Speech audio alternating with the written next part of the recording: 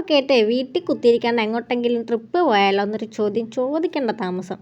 ഇല്ലിക്കക്കല്ല് വഴി വാഗമണ്ണ് പോകാനായിട്ട് പ്ലാനും ഇട്ട് കഴിഞ്ഞു. പക്ഷെ ഞങ്ങൾ പ്ലാൻ ചെയ്ത പോലെ അത്ര ഈസി അല്ലായിരുന്നു അങ്ങോട്ട് എത്താൻ. വീട്ടിൽ നിന്ന് പോകുന്ന മൂന്നിലവ് വരെ ഒരു കുഴപ്പമില്ലായിരുന്നു. അവിടെ നിന്ന് അങ്ങോട്ടുള്ള വഴിക്കാണ് ഞങ്ങൾക്ക് പണി കിട്ടി തുടങ്ങിയത്. കറക്റ്റ് ഈ ഒരു സ്ഥലം എത്തിയപ്പോഴത്തേക്കും ഞങ്ങളുടെ വണ്ടി നിന്നുപോയി. ഇവിടെ നിന്ന് അങ്ങോട്ട് ഇനി എങ്ങനെ പോകുന്ന ഒരു ഐഡിയ ഉണ്ടായിരുന്നില്ല. പിന്നെ അവിടെ ഉള്ള നാട്ടുകാർ ആരെയോ കണ്ട് ചേട്ടനൊരു ജീപ്പ് അറേഞ്ച് ചെയ്തു. വരുന്ന വഴിക്ക് കുറച്ച് നടക്കേണ്ടി വന്നുകൊണ്ട് ഞങ്ങൾ എല്ലാവരും ടയേർഡായിരുന്നു. ജീപ്പ് വരും വരെ അവിടെ ഉള്ളൊരു വീട്ടിൽ കയറി റെസ്റ്റ് എടുത്തിട്ടാണ് ഞങ്ങൾ പോയത്. ആ വീട്ടിലെ അമ്മച്ചി ഞങ്ങൾക്ക് കുടിക്കാനും കൊണ്ടുപോകാനൊക്കെ ആയിട്ട് വെള്ളമൊക്കെ തന്നു വിട്ടു.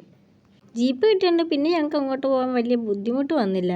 അങ്ങനെ അവസാനം കുറേ കഷ്ടപ്പെട്ടിട്ടാണെങ്കിലും ഞങ്ങൾ ഇല്ലിക്കക്കല്ലിലെത്തി.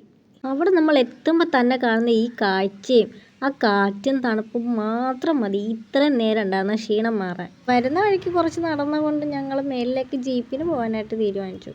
വരുന്ന വഴിക്ക് കുറച്ച് ഡിലേ വന്നതുകൊണ്ട് ഞാൻ വിചാരിച്ചു ചിലപ്പോൾ എല്ലാവരും ഓഫ് ആയിരിക്കുമെന്ന്. പക്ഷേ എല്ലാവരും ഫുൾ ഓണായിരുന്നു. ആരും വരെ ഹാപ്പി ആയിരുന്നു.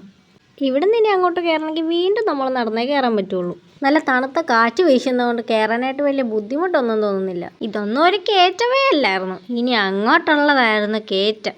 റീൽസിലൊക്കെ കാണുമ്പോഴത്തേക്ക് ഇതൊക്കെ നിസ്സാരമെന്ന് തോന്നും.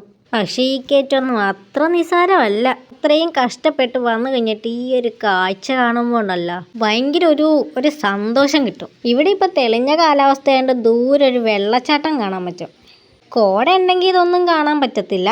പക്ഷെ കുറച്ച് കോടയും കൂടി കാണണമെന്നുണ്ടായിരുന്നു. മല ഇറങ്ങിക്കൊണ്ടിരുന്നപ്പോഴത്തേക്ക് ഒട്ടും പ്രതീക്ഷിക്കാതെ ഒരു മഴ വന്നത്. മഴ മാത്രമല്ല കൂടെ കോടയും വന്നു. അങ്ങനെ അതും കൂടി കണ്ടപ്പോഴത്തേക്ക് എനിക്ക് ഇരട്ടി സന്തോഷമായി. ഈ മഴ കുറച്ച് നേരത്തെ പെയ്തിരുന്നെങ്കിൽ ആ മലയിൽ മഞ്ഞ് മൂടുന്ന കാണാമായിരുന്നു. അങ്ങനെ ഇവിടുത്തെ എല്ലാം കഴിഞ്ഞിനി നേരെ വാഗമൺ. അപ്പം എല്ലാവർക്കും ടാറ്റാ.